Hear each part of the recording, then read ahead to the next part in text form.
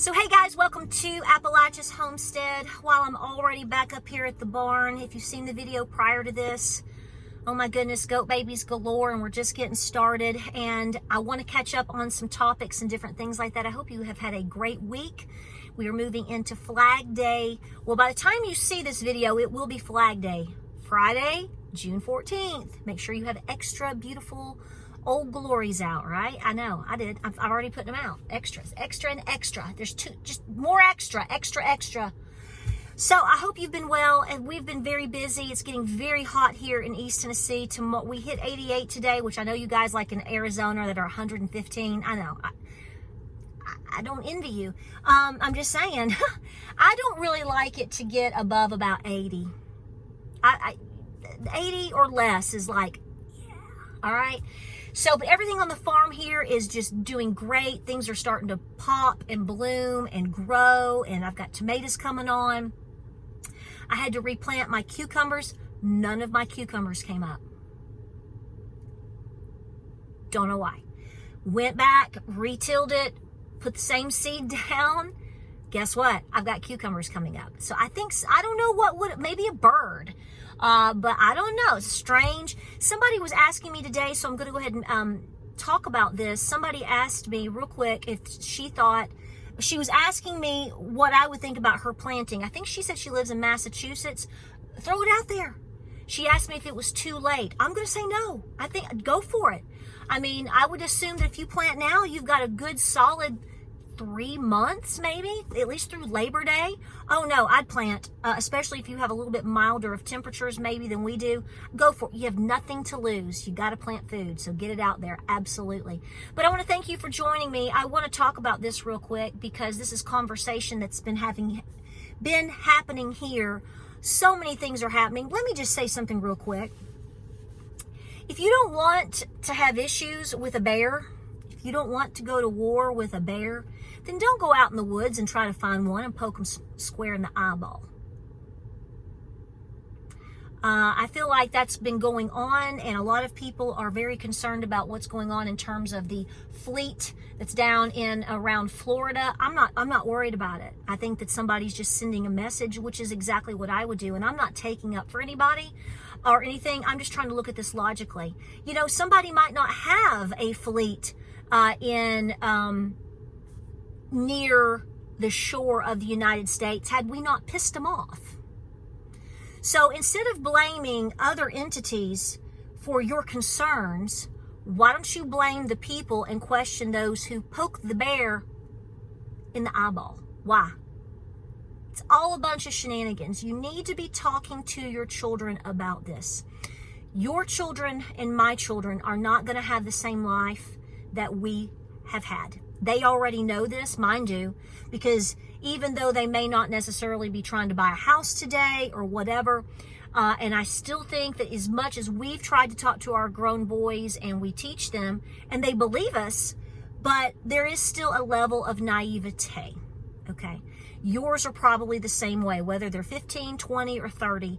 I do believe there is a level of naivete based upon lack of life experience. You were there, I was there, okay? I mean, you know, yes, we were. At some point, we were all there. I'm looking at my cows. I see them walking. I'm not trying to not look at you. So, I think you need to talk to your kids about the things that they need to be learning, the things that are happening, the lies that they are being told and how they're being propped up. Listen, it doesn't matter what the Fed does. I'm sorry. Okay? So what if they cut interest rates by September into November? It's not going to help the average person.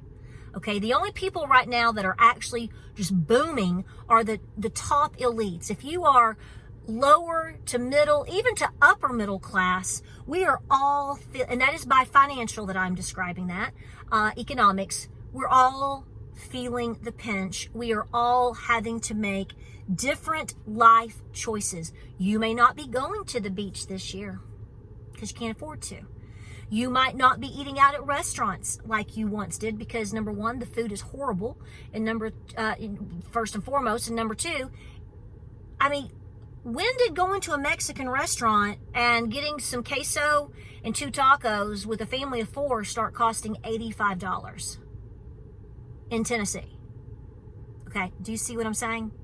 So you're making different life choices. We're making life choices to make us more sustainable, really focusing on our gardens, focusing on our preps, focusing on our farm animals, thinking ahead and decisions on that. And I know that you are too, but here's the thing.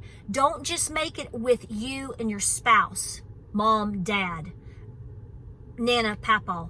You need to be pulling in the kids, and you need to be pulling in the grandkids. Obviously, you talk about things to the level that they can understand, and obviously to their maturity level. I get that, okay? I'm totally all about that.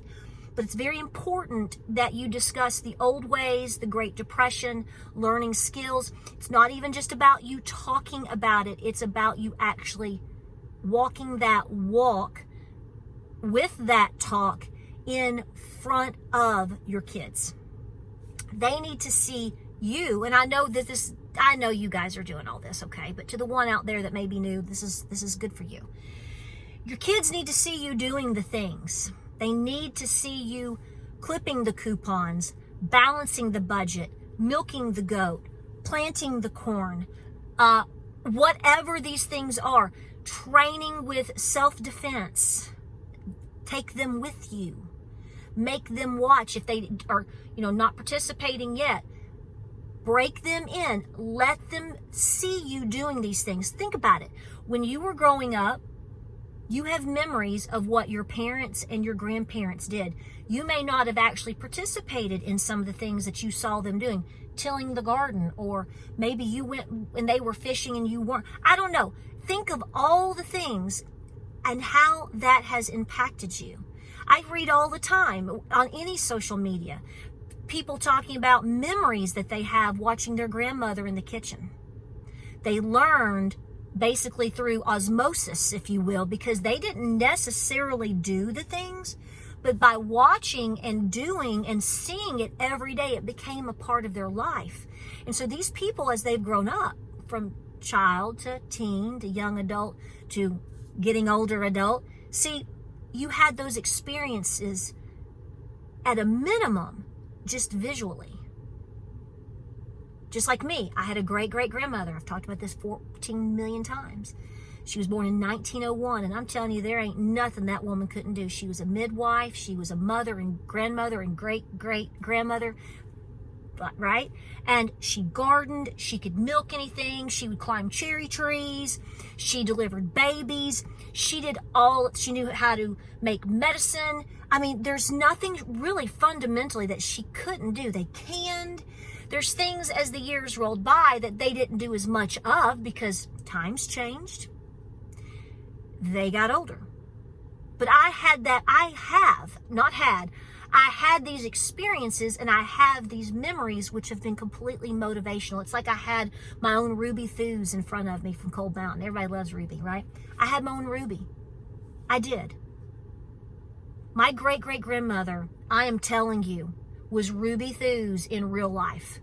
And I think that that's been the most impactful influence on how and why I am where I'm at today. You are in that same position. I am in that same position. Make them watch.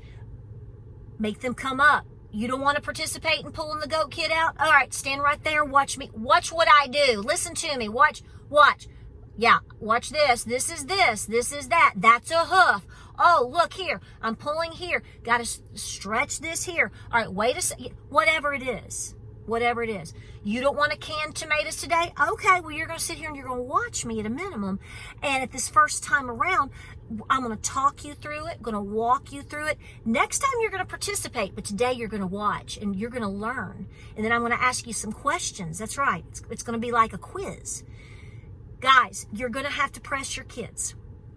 A lot of your children and grandchildren want to participate in these things. They're just waiting on you to involve them. It's going to be very crucial for their survival in the future that they have these experiences. They don't need to go see a movie. They don't need a new iPhone. No. They need to learn how to make butter with Mamo. Okay? They need to learn how to go out and change the oil with Papa. They need to do all of these things.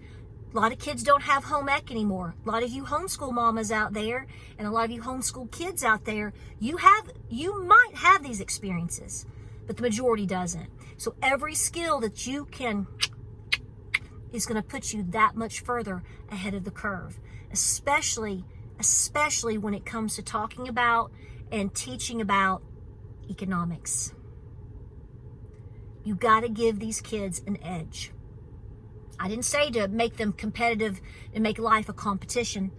I hate to tell you, but it already is. It's going to be survival of the fittest. And your legacy is going to be living through these children and grandchildren. So by golly, you get out there and make it the best that you possibly can. Like, subscribe, and share. Keep me posted on what's going on in your world. What do you think about what I'm talking about? Suggestions are always welcome, especially when it comes to teaching young people and kiddos. If you're a young person out there and you have questions for some of us old people, hey, I've got so many mamas and papas on this channel, people that take care of me, because they love on me like they're my mama or my grandmama. So they're going to love on you too. And they love to give advice. Be humble and considerate. These people, just like your ancestors, they did the things and they got so far. And because they did that, you are insured to be here. Same thing. Like, subscribe, and share. Y'all stay cool out there. It's going to be hot. Stay hydrated. Be checking on your animals often. Bring your dogs and pets, if actual pets, in if you can, and especially in the hot afternoon. Give them a break. If you can give something a break, give it a break. 90 plus is no joke. Okay? Hope everything's going great for you guys. Godspeed. God bless. Pray, prep, and be peaceful. Don't let the shenanigans distract you, because there's a lot of shenanigans.